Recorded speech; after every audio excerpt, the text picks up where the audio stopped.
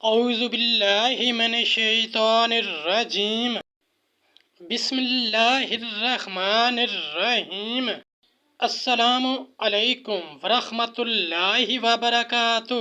طالب علم ساتھیوں، اس ویڈیو میں آج ہم جمعۃ المبارک کی فضیلت کے بارے میں پڑھیں گے۔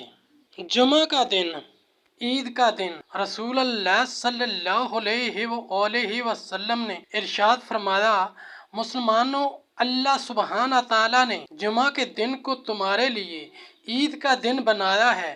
جو شخص نماز جمعہ کے لیے آئے اسے چاہیے کہ غسل کر لے اور اگر ہو سکے تو خوشبو لگائے اور مسواک کا ضرور اہتمام کرے۔ سنن ابن ماجہ 1098۔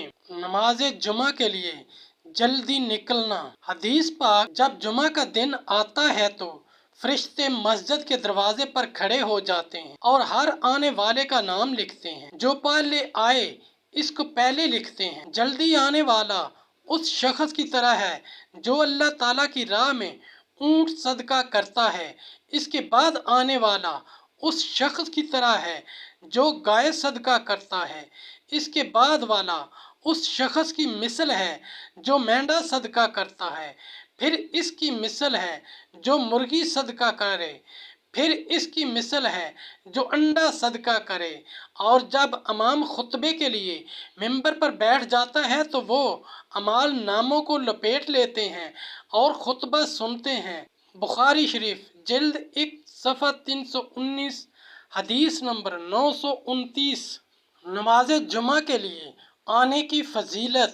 رفاع بن رافع بن خدیج رضی اللہ عنہ روایت کرتے ہیں، ابو ابس رضی اللہ عنہ سے کہ رسول اللہ صلی اللہ علیہ وآلہ وسلم سے سنا ہے، جس کے قدم خدا کی راہ میں غبار آلود ہو گئے اللہ تعالیٰ اسے دوزخ پر حرام کر دے گا۔ حدیث بخاری شریف 907 جلد 1۔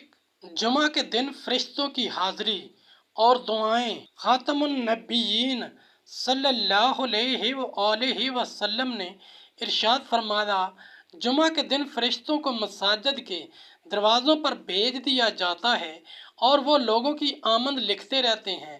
جب امام آ جاتا ہے تو قلم روک لیے جاتے ہیں اور رجسٹر بند کر دیے جاتے ہیں۔